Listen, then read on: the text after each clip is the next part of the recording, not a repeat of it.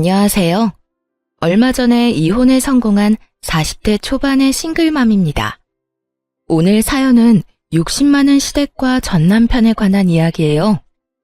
그들의 욕심이 스스로를 어떻게 무너지게 만들었는지 모두 이야기해 드릴게요. 남편과는 20대 후반에 만나 30대 초반에 결혼했어요. 솔직히 30대 초반에 결혼할 생각은 없었지만 아이가 생기는 바람에 어쩔 수 없이 결혼하게 된 상황이었죠. 아이 때문에 한 결혼이라 많은 것을 포기해야 했어요. 한 번뿐인 신혼여행조차 마음대로 갈 수가 없었죠. 멋진 유럽으로 가고팠지만 뱃속의 아이가 걱정되어 비행기를 탈 수 없었습니다. 그때 남편이 이런 이야기를 해줬어요. 내가 돈 많이 벌어서 나중에 우리 애랑 당신 해외로 꼭 여행 보내줄게. 신혼여행이라 생각하고 즐겁게 가자. 그러니까 너무 섭섭해하지 마. 고마워. 언젠가 꼭 해외로 여행 가면 좋겠다. 대신 우리 국내 여행이라도 많이 다니자. 아이에게 추억을 많이 쌓아주는 거야. 그런데 결혼 후에도 여행을 자주 가지 못했어요. 왜냐하면 남편의 벌이가 시원찮았거든요. 남편은 중소기업에 다니는 직장인으로 월급이 굉장히 적었어요. 저 역시 그렇게 돈을 많이 버는 직업은 아니었고요. 결혼식 때 뱃속에 있던 아이가 4살이 될 때까지 여행은 꿈도 꾸지 못했어요. 뒤늦게라도 신혼여행을 보내주겠다던 남편의 약속은 흐릿해져만 갔죠. 그런데 어느 날 친정엄마가 살짝 말했어요. 너 요즘 많이 힘드니? 내내 일에만 치여 살잖아. 너희 신혼여행은 이제 그냥 안 가기로 결정한 거야? 그런 거 아니야. 둘이서 돈을 모으고는 있는데 잘 안 모여. 매달 경조사비로 빠져나가서 어쩔 수 없는 것 같아. 애 다 키워놓고 나서라면 또 모를까. 너랑 김서방 둘 다 박봉이라 애 키우기 많이 힘들 거야. 그래도 이렇게 쫓기듯 사는 건 아니라고 생각해. 그럴수록 네 정신만 갉아먹힐 텐데. 엄마가 모아뒀던 돈 조금 나눠줄 테니까 신혼여행 다녀오렴. 갑자기 무슨 신혼여행이야. 괜찮아. 그 돈으로 엄마 먹고 싶은 거 먹고 사고 싶은 거 사. 내가 엄마를 보내줘도 모자랄 판에 어떻게 엄마 돈으로 어떻게 여행을 가. 그래도 딸이 염치가 있지. 내가 하고 싶은 게 바로 너 신혼여행 보내주는 거야. 가서 한 며칠은 편하게 쉬고 와. 그동안 우리 손녀딸은 내가 보고 있을게. 이제 나랑 많이 친해져서 그런지 잘 울지도 않지 않니? 엄마인 네가 없어도 일주일 정도는 견딜 수 있을 거야. 걱정하지 말고 김서방이랑 둘이 다녀와. 알았지? 솔직히 그렇게 말해줘서 너무 고마웠습니다.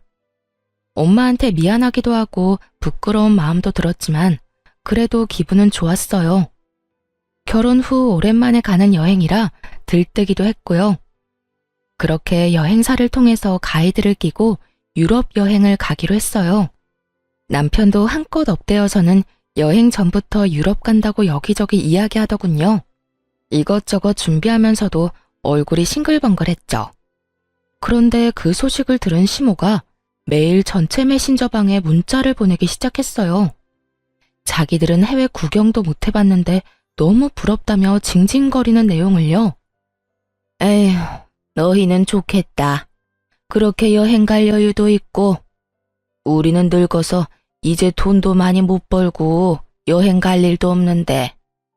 여행하는 5박 7일 동안 그 비난의 정도는 점점 더 거세져 갔어요. 심지어 여행 마지막 날에는 시모가 대놓고 다그치기까지 했죠. 이 불효자식들이 자기들만 즐기고 어떻게 그럴 수 있냐면서요. 그러면서도 시모도 똑같은 곳으로 여행을 가고 싶다고 하더군요. 7일 내내 시모의 문자에 시달려 여행도 못 즐긴 남편과 저는 집으로 돌아오고 나서도 편하게 쉬지 못했습니다. 시모가 말한 대로 여행을 알아봐야 했거든요. 저희랑 똑같이 하고 싶다시길래 동일한 패키지를 골라 정보를 보내드렸죠. 첫 장에 빨간 글씨로 크게 계좌번호와 여행비를 적는 것도 잊지 않고요. 솔직히 그거 보고 시모가 바로 전화할 줄 알았어요. 비용을 대달라고 할 줄 알았거든요. 그런데 웬일로 아무 연락이 없더군요. 대신 남편을 통해 소식만 간간히 들려왔어요. 시모와 시부가 여행 갈 준비를 하느라 바쁘다고요. 옷도 사고 액세서리도 사고 신발도 사고. 여행 경비는 아직도 안 낸 것 같던데 신나게 준비만 하더라고요. 그때 시부모님은 우리가 그 돈을 내줄 거라고 생각하는구나 하고 확신했죠. 굳이 나서서 사실을 알려드리고 싶진 않았어요. 계속 그렇게 오해하시도록 놔두고 아무 말 안 했어요. 그러자 여행 당일 시모에게서 연락이 오더군요. 예, 오늘 여행 가는 날인데 비행기 티켓이 왜 아직 안 오니? 지금 시간 다 돼가는데 우리 못 들어가고 있다. 어떻게 확인할 방법이라도 없어? 어머님, 혹시 결제는 하셨어요? 무슨 결제를 말하는 거니? 여행 경비는 너희가 내주기로 한 거잖아. 그 당당한 말투에 웃음을 참으며 시모에게 말했어요. 어머님, 죄송한데 저희한테 무슨 돈이 있다고요. 저랑 남편 최저임금보다 겨우 조금 더 벌어요. 생활비 쓰고 나면 남는 돈도 없는데 어떻게 두 분 해외여행을 보내드리겠어요? 얼마나 큰 돈이 필요한데요. 제가 분명히 자료에 돈 보내셔야 한다고 적어놓지 않았나요?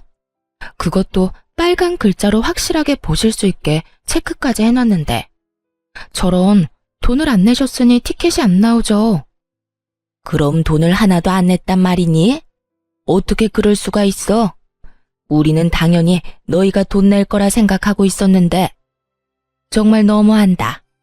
우리 여행 좀 보내주기가 그렇게 싫었니? 너희는 둘이서 해외여행 잘만 갔다 오더니 아무리 돈이 아까워도 그렇지 어떻게 이런 식으로 뒤통수를 쳐? 그리고 뭐 돈이 없어? 그럼 너희는 돈 빌려서 갔니? 무슨 돈으로 해외여행을 갔어? 뒤로 모아둔 돈이 있었으니까 간 거 아니야. 저희 이번에 신혼여행 겸 간 거예요. 그리고 비용은 친정어머니가 주셨어요. 결혼한 지 4년이 다 되어 가는데 신혼여행도 못 간 딸이 불쌍하다고요. 지금까지 아무도 신경 안 쓰지 않았지만요. 아무래도 딸이 저 하나뿐이라서 많이 걱정하신 것 같더라고요. 그러자 시모는 아무 대꾸도 못하더군요. 한술 더 떠 이번에는 시모가 다 들리도록 남편에게 물었어요. 어머님이 이렇게 여행 가고 싶어 하시는 줄 몰랐네. 당신이 대출이라도 받는 게 어때? 그럼 해외여행 보내드릴 수 있잖아. 미쳤어? 무슨 돈을 빌려서 여행을 보내드려. 솔직히 우리한테 돈 맡겨놓으신 것도 아니고. 어머니 저러실 때마다 내가 더 당황스럽네. 아무튼 이번 여행은 없던 걸로 해요. 제대로 정보 안 살펴본 것도 잘못이지. 난 당연히 부모님이 알아서 결제하고 가실 줄 알았지. 우리더러 비용대라고 한 거면 이렇게 조사하기 전에 거절했어. 남편이 화를 내고서야 시모와의 대화는 끝났습니다. 솔직히 그때도 시모가 깨끗하게 포기했다고 생각하진 않았어요. 시모는 특히 사람을 괴롭힐 때 끈질긴 면이 있었거든요. 그 후 1년 반쯤 지났을 때 시모의 환갑이 다가왔습니다. 간단하게 식사나 대접할 생각이었는데 시모는 아닌가 보더라고요. 저희 앞에서 대놓고 이렇게 말했으니 말이에요. 이번 환갑 때는 해외여행 가고 싶어. 너희 환갑 잔치 해준다고 모아놓은 돈이 있잖아. 그거에 좀 더 보태서 여행 보내줘. 죽기 전에 비행기를 한 번은 타봐야 하지 않겠니? 이럴 때는 딸이 없는 게 서럽다 서러워. 무심한 아들의 며느리뿐이니 원. 내가 여행도 한번 제대로 가보지 못하고 이렇게 산다. 그게 어디 딸과 아들의 문제겠어요? 아들도 부모를 지극하게 생각하면 여행비 정도는 내드릴 텐데 그럴 생각도 돈도 없는 남편이니 시부모님이 해외여행 한번 못 가신 거죠. 시모가 그 사실을 아는지 모르는지 알 수 없지만요.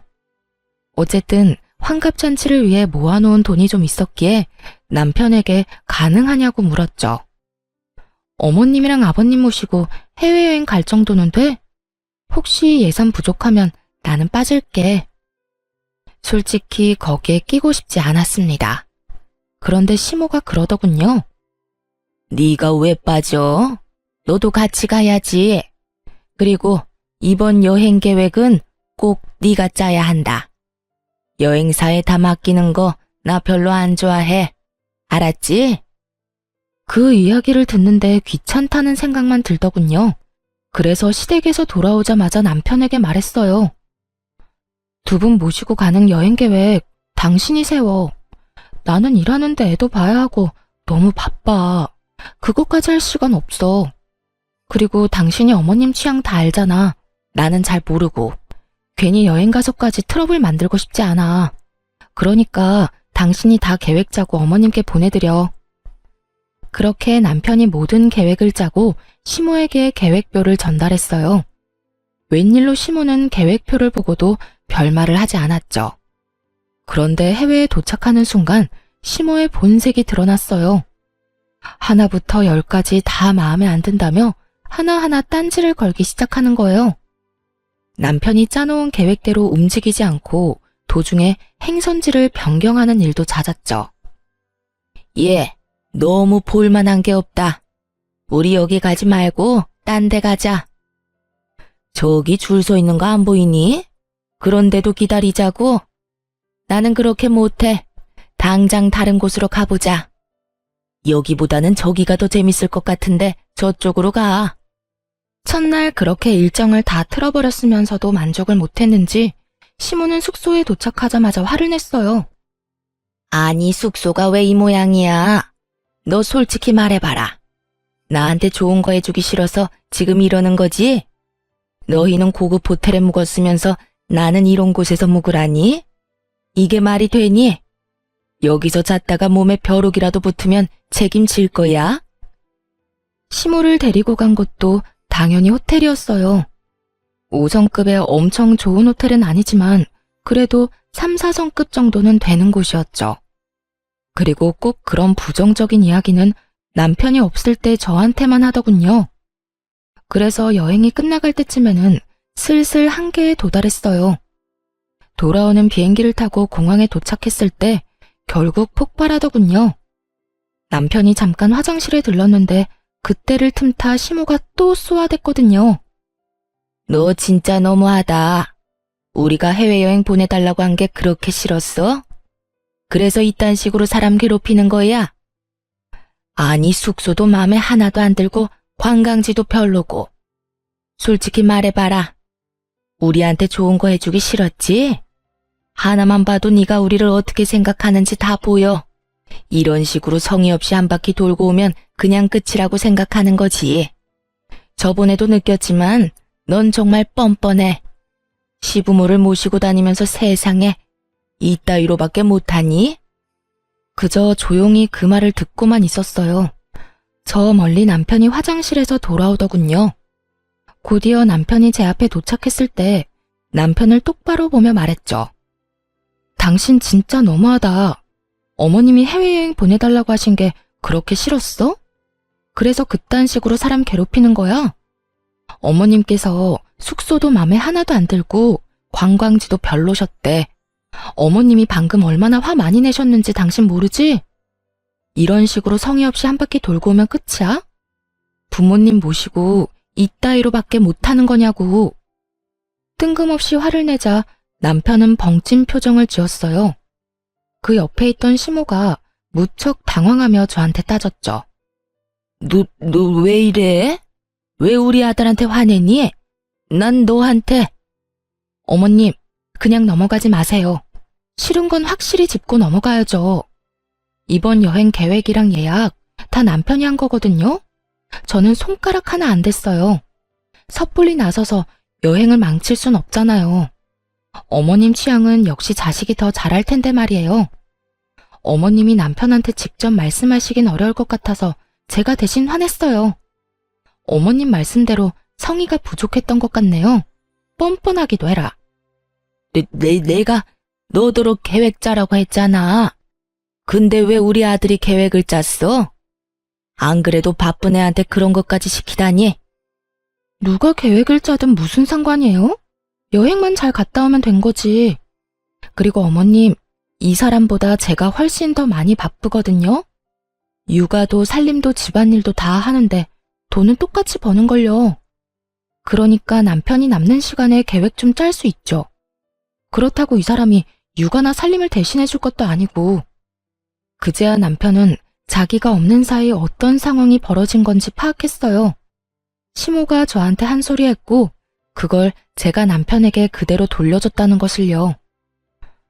엄마, 짜증내려고 여기 왔어? 여행 가고 싶다고 노래를 해서 경비 대줬잖아. 또 계획도 짜오라길래 몇 날 밤을 고민하면서 짰는데 왜 계속 화만 내? 앞으로 2번 다시 여행 같은 거 안 보내줄 줄 알아. 남편이 소리치자 시모는 그제야 입을 꾹 다물더군요. 째려보는 눈빛이 느껴졌지만 어쩌겠어요. 있는 그대로를 이야기한 게 잘못은 아니잖아요. 그런데 이 남편놈이 저한테까지 화를 내는 거예요. 그리고 당신도 이러는 거 아니야. 엄마가 저런다고 당신까지 똑같이 굴면 어떡해? 그리고 다짜고짜 화를 내면 내 기분은 어떻겠어. 좀 잘하자 좀. 내가 뭘 잘못했는데? 그럼 어머님한테 다짜고짜 온갖 짜증을 다 들은 내 기분은 당신도 좀 알고 있으라고 일부러 전한 거야. 이게 다 당신이 짜온 계획 때문에 벌어진 일이니까. 그러게, 어머님 마음에 들도록 잘했으면 좀 좋아? 내가 하지도 않은 일로 욕 얻어먹는 게 얼마나 짜증나는 일인데. 모두가 보는 앞에서 남편과 싸우고 있으니 시모가 뜯어말리더군요. 그건 또 부끄러웠던 모양이에요. 그 뒤로 시모의 짜증이 좀 덜해지긴 했어요. 저한테 짜증을 내봤자 자기 자식 힘들게 하는 것임을 깨달았는지 마구잡이로 트집 잡는 일은 줄었습니다. 그렇다고 완전히 사라진 건 아니었고요. 한 1년쯤 정말 평온하게 지냈어요. 남편도 시모도 제 속을 긁지 않고 잘 지나갔죠. 그런데 문제는 친정엄마였어요. 원래부터 몸이 좀 약하신데 뇌경색을 살짝 한번 앓으셨거든요. 팔다리의 감각이 이상하다고 해서 병원에 갔는데 뇌경색 진단을 받은 거였어요. 의식을 잃을 정도까진 아니었고요. 다행히도 증상을 발견하고 바로 병원에 가서 그런지 잘 치료받았습니다. 약하게 다리를 절게 되시긴 했지만요.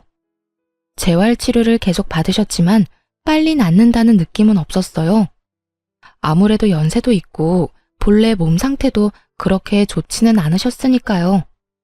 외동딸로서 항상 엄마 걱정을 할 수밖에 없었어요. 10년 전에 아빠와 사별하고 혼자 남은 엄마가 혹시라도 다치면 어쩌나 하고요. 그래도 요양보호사나 간병인의 도움을 받는데 큰 문제는 없었습니다. 엄마가 소유한 4층짜리 상가 건물 덕분에 금전적으로 여유가 있었거든요. 아빠가 돌아가시면서 남긴 재산과 보험금으로 사신 거였죠. 그곳의 임대 수익으로 요양비, 간병비 정도는 충분히 지불할 수 있었어요. 그래서 저도 엄마도 마음의 짐은 좀 덜었죠. 엄마는 매일같이 이렇게 말씀하시곤 했어요. 나 죽으면 저 건물 너 줄 거야. 네가 그때 아빠 보험금이랑 유산 다 주지 않았으면 못 샀을 건물이잖니. 지금 생각하면 그때 네 말대로 해서 정말 다행이야. 너한테 늦게라도 도움될 것 같아 기쁘구나. 아빠가 돌아가신 후 엄마는 아빠 재산과 보험금을 저에게 나눠주려고 했어요. 당연히 거절했죠. 나누면 푼돈인데 그걸로는 엄마의 노후를 보장할 수 없을 것 같았거든요. 사실 온전히 엄마만을 위한 건 아니었고요.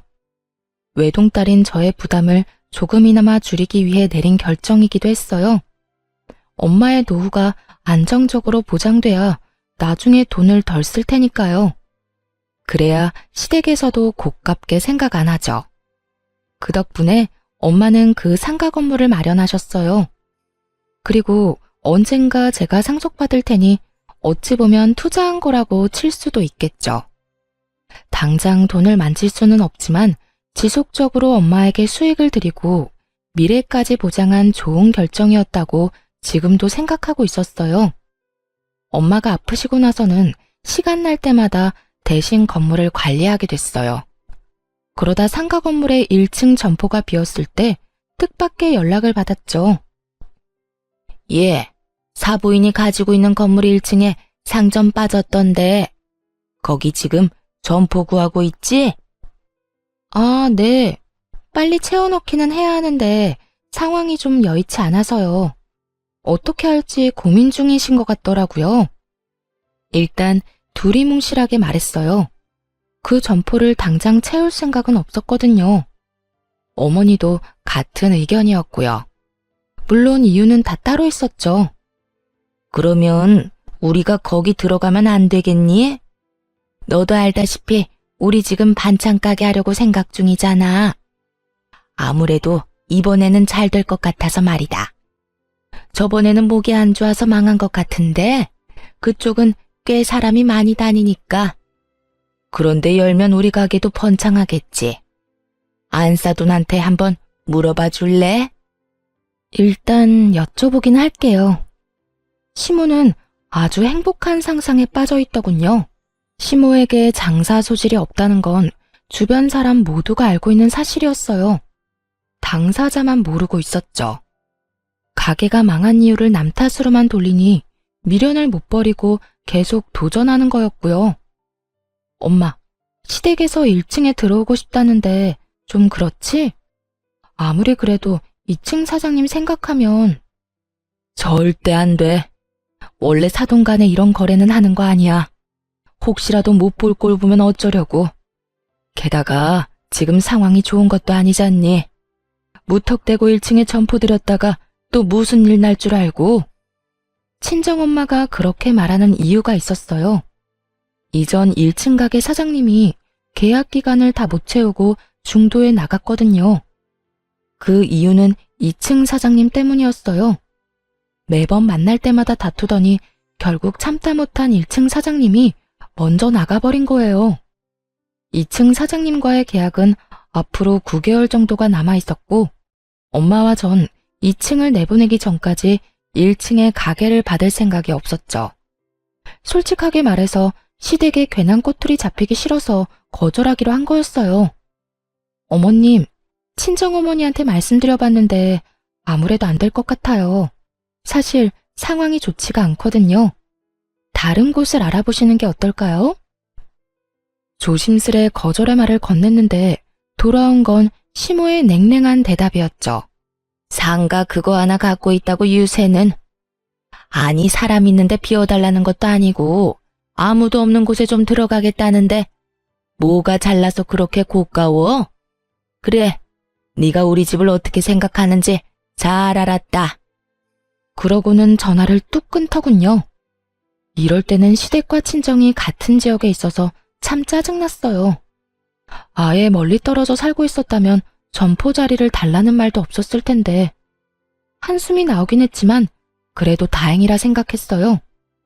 엄마가 그런 시모와 마주하지 않아도 된다니 안심이었죠. 그런데 며칠 뒤 친정엄마에게서 묘한 소식을 들었어요. 예, 안사돈 대체 왜 그러신다니? 세상에, 사람을 완전 쓰레기로 만들어서 소문내고 다닌대. 설마 내가 점포 안 내줬다고 그러시는 거니? 어떻게 앞뒤 사정 다 끊어먹고 그딴 식으로. 아, 엄마가 지금 기가 차서 말도 안 나온다.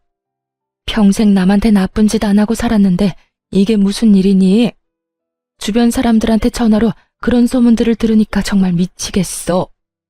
그게 무슨 소리야? 시어머니가 뒤에서 엄마 욕하고 다닌다고? 알아보니 친정엄마 동네 근처에 소문이 났더군요.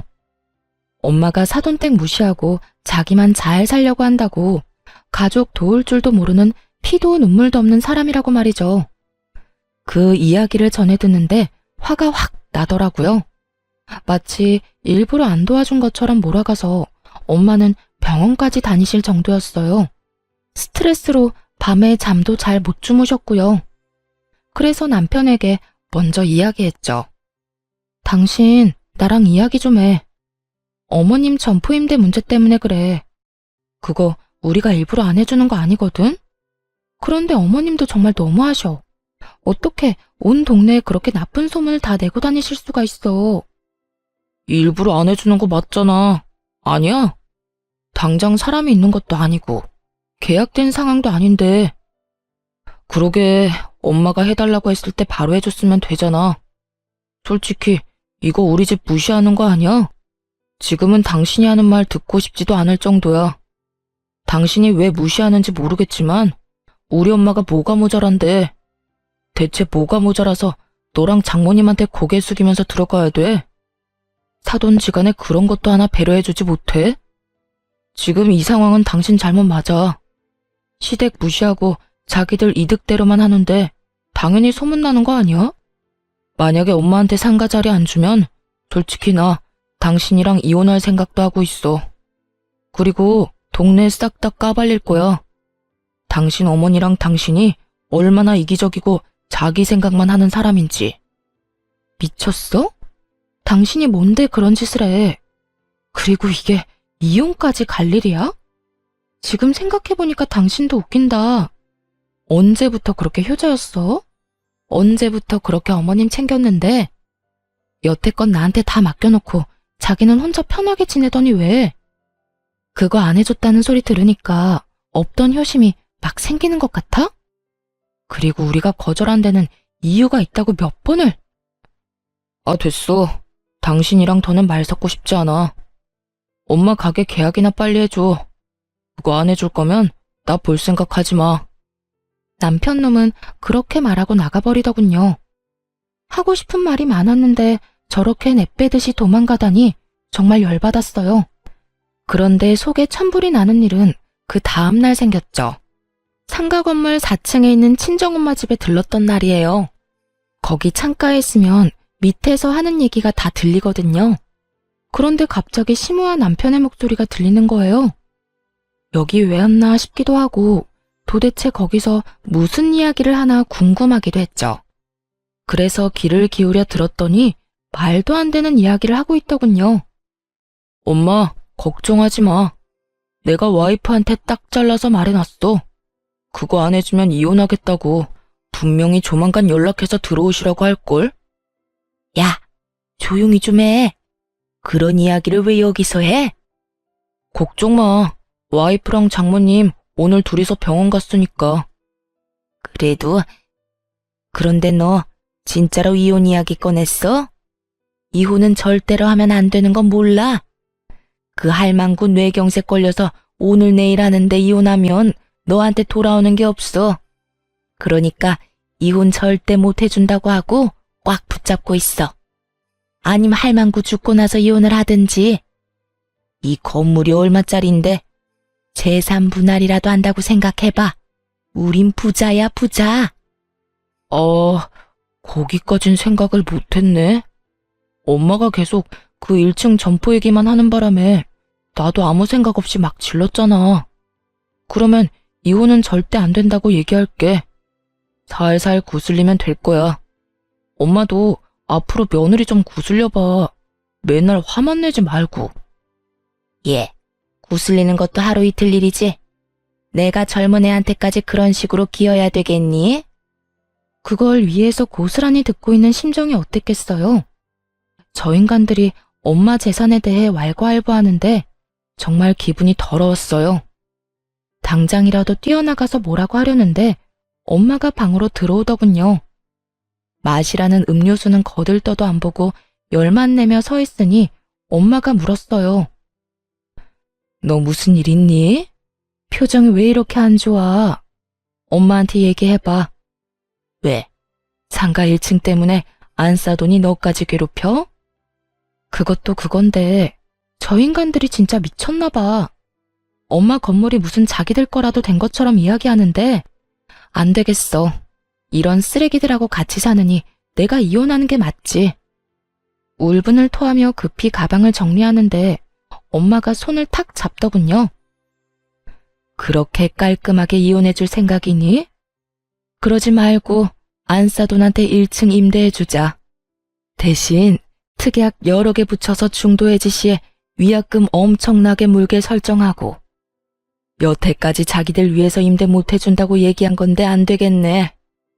우리 손 더럽힐 필요 없이 진짜 진상을 몸소 겪도록 해주면 되겠지. 그리고 넌 그때까지 모르는 척해. 당해봐야 정신 차리겠지 싶어서 엄마 말대로 조용히 있었습니다.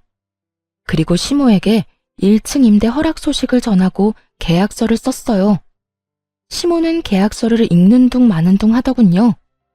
엄마가 꼼꼼하게 확인하라고 몇 번을 말했는데도 말이에요.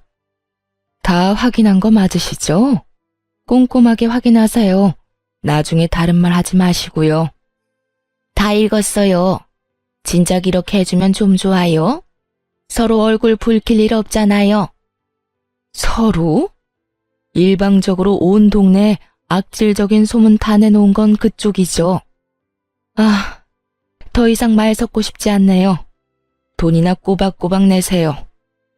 시모는 잠깐 입을 삐죽거리는가 싶더니 금세 들뜨더군요. 기분 좋은 표정으로 가게를 꾸리고 리모델링도 했죠. 그러나 그 즐거움은 오래가지 않았어요.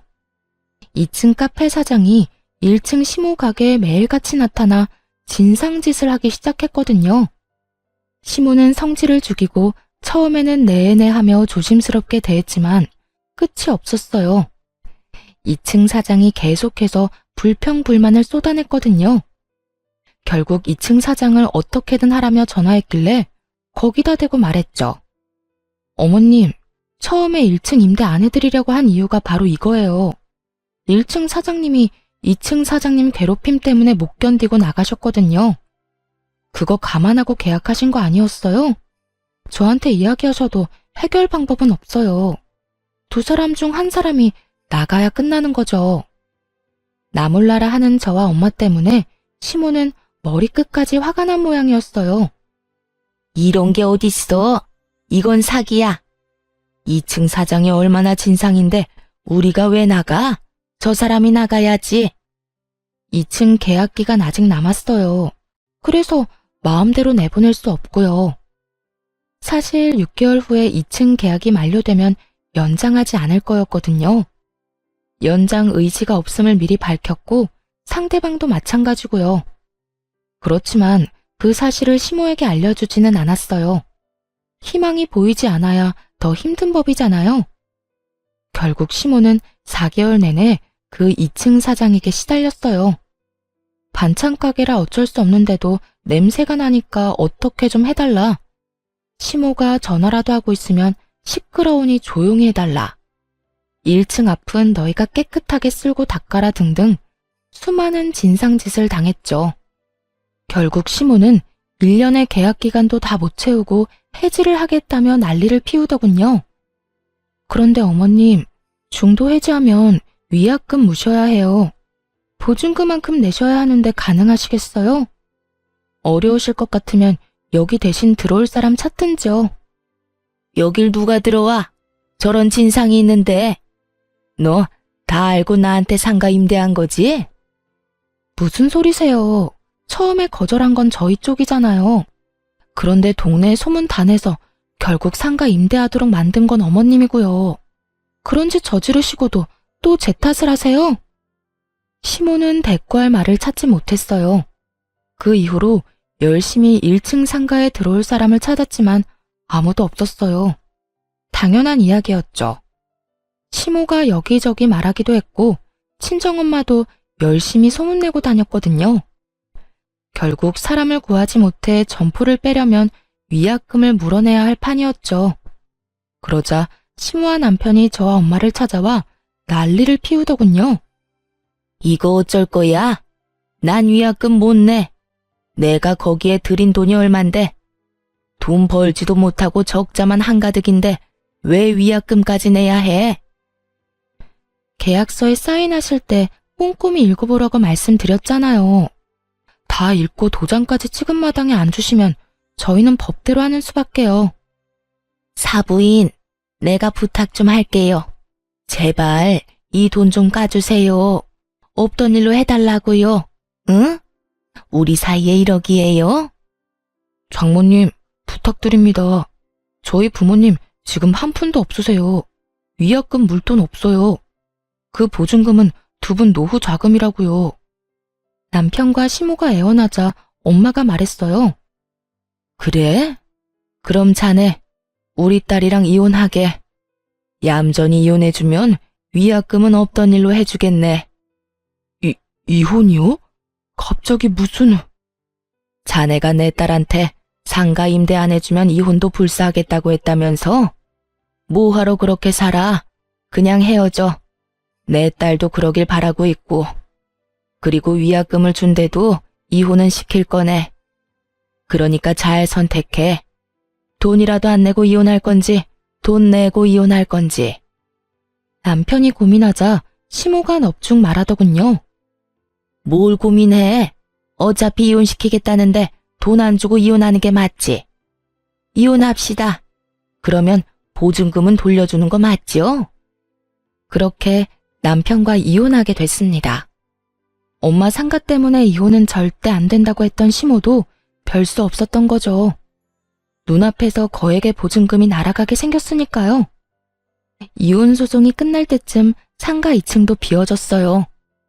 이혼하고 받은 위자료와 재산 분할로 받은 돈을 합해서 리모델링을 했죠. 사실 그동안 네일 아트를 배웠거든요. 1층에는 저의 네일 가게를 차렸고 2층에는 친구가 하는 미용실을 들였어요. 둘 다 미용업종이라 함께 이용하면 할인을 해줬죠. 그리고 자리가 없을 때는 서로의 대기실을 빌리기도 했고요. 그러다 보니 두 가게 모두를 찾는 손님들이 늘어나더라고요. 상권 분석을 잘한 건지 아니면 근처에 비슷한 업종이 드물게 있어서 그런지 서서히 장사가 잘 되기 시작했어요. 이혼하고 5개월쯤 지났을 때 명절을 앞두고 외가 친척분들이 가게에 왔어요. 명절이라 문을 닫으려고 했는데 친척 여자분들을 간단하게 꾸며드리려고 모셨죠. 그런데 그때 누가 네일숍 안으로 훅 들어오더군요. 바로 시모였어요. 야, 당장 나와. 너 우리한테 사기쳤지? 2층 진상 금방 나갈 거 알았으면서 왜 말 안 했어? 우리 가게에서 빼버리려고 그런 거지? 그래 놓고 그 자리에서 지금 장사를 하겠다 이거야? 여기 내가 계약한 곳이었어. 진상만 아니었으면 지금까지 잘 영업했을 거라고. 나만 망할 수 있냐? 너도 같이 망해야지. 그렇게 말하면서 시모는 작정하고 네일 도구들을 다 때려 부수더군요. 지금 뭐 하시는 거예요?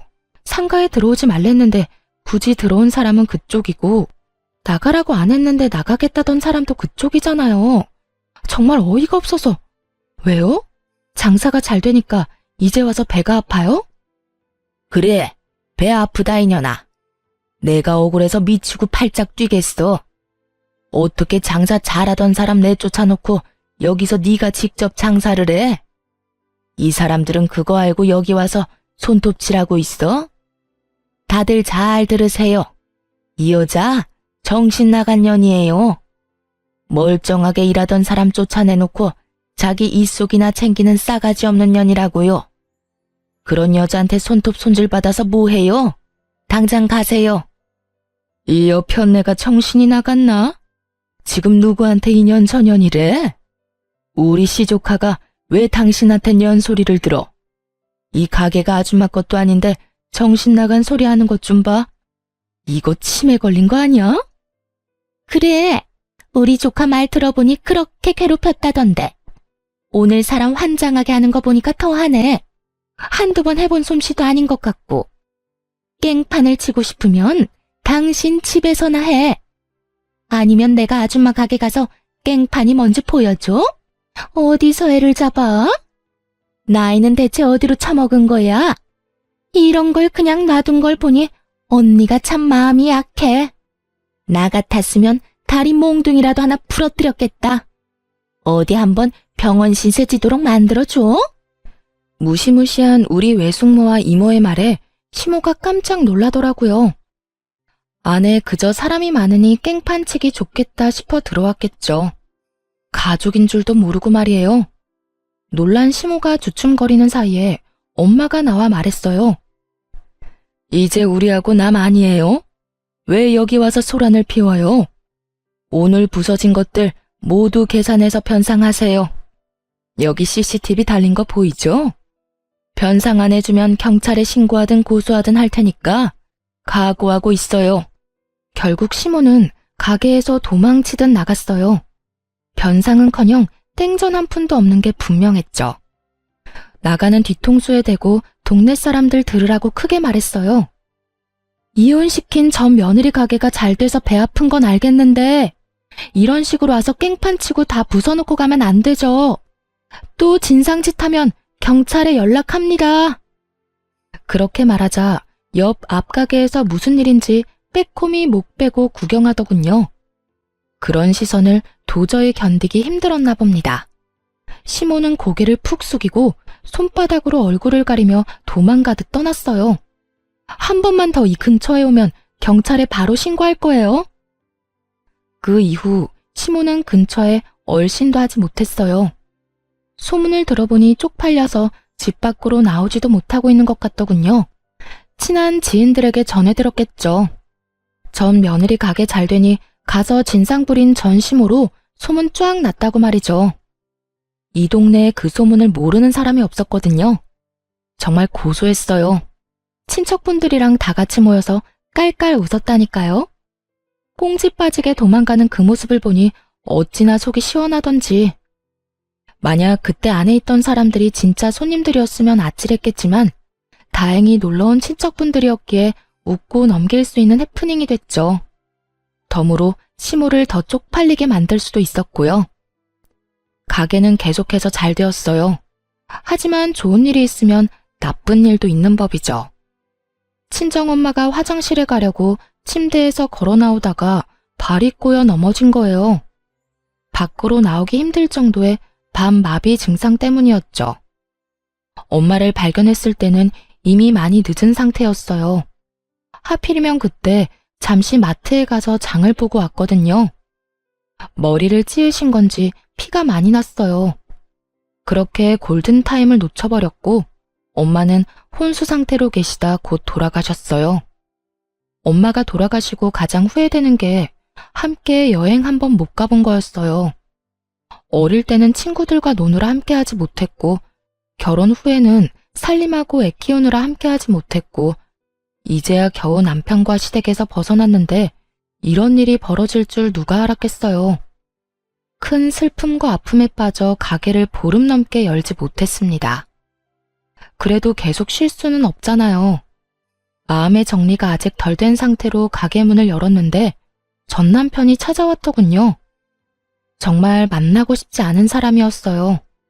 보는 순간 확 밀려온 구토감을 참느라 죽을 뻔했죠. 장모님 소식 들었어. 몸은 좀 괜찮아? 그래도 전 부인이라고 신경 써주나 싶어서 최대한 감정을 누르고 말했어요. 괜찮아. 그런데 무슨 일로 왔어? 장례식은 다 끝났는데? 당신이 힘들까봐 와봤지. 얼마나 힘든지는 모르지만 그래도 누군가에게 기대고 싶을 거 아니야? 아무래도 내가 옆에 있는 게 나을 것 같아서. 이런 기특한 생각을 하는 놈이 아닌데 그 말을 듣는데 의심만 더 생기더군요. 그래도 이제 그건 당신 역할이 아니야. 맞은 건 고마운데 나 진짜 이야기할 힘도 없어. 그래, 이제 내 역할은 아니지. 하지만 잘 생각해봐. 우리가 헤어진 게 어디 우리 둘 때문이겠어? 아니잖아. 우리 엄마 때문에 다 이렇게 틀어진 거잖아. 나 생각 많이 해봤어. 당신이랑 다시 합치고 싶어. 왜 남들 때문에 이혼해서 이렇게 따로 살아야 해? 그때 그 일 아니었으면 우리 지금쯤 이혼 안 하고 잘 살고 있었을 거야. 지금 무슨 헛소리 하는 거야? 우리가 이혼을 한 건 당신이랑 당신 엄마 때문이지. 나는 엄마한테 당한 것 뿐이야. 재혼하면 우리 엄마하고는 영 끊고 살면 돼. 진짜 지독한 사람인 거 나도 잘 알고 있으니까. 요즘 하는 거 보면 진짜 정신 나간 사람 같아. 완전 치매 걸린 노인이 따로 없다니까. 제정신이 아니니까 자식을 이혼시킨 거겠지. 그리고 아직도 잘 되지도 않는 장사하겠다고 돈을 얼마나 쓰는지. 그때 받아간 보증금이 이제는 한 푼도 없어. 이제 와서 나더러 부양하라는데 내가 왜 해? 엄마 때문에 내 인생도 이렇게 망했는데. 이혼남 신세 돼서 지금 앞가림도 못하는데 말이지. 그래서 당신 찾아온 거야. 나 진짜 우리 엄마지만 정 떨어져서 같이 못 살겠어. 왜 그렇게 진상짓을 더 못해서 안달이 난 걸까? 전 남편은 시모를 열심히 욕하며 제가 공감하기를 바라고 있었어요. 하지만 머릿속에 한 가지 생각밖에 안 들었죠. 이놈은 엄마 건물이 내 것이 되자마자 찾아왔구나. 지금도 여전히 우리 엄마 건물만 보고 있는 거예요. 그러니 재결합을 하겠다는 뻔뻔하고도 무시무시한 소리를 하는 거고요. 분노로 몸이 떨렸지만 최대한 참았습니다. 눈동자만 슬쩍 움직여서 가게 안에 설치된 CCTV를 슬쩍 쳐다봤죠. 다행스럽게도 녹화가 잘 되고 있더라고요. 저번에 난리를 피우고 간 시모 때문에 녹음까지 되는 CCTV로 바꿔놨거든요.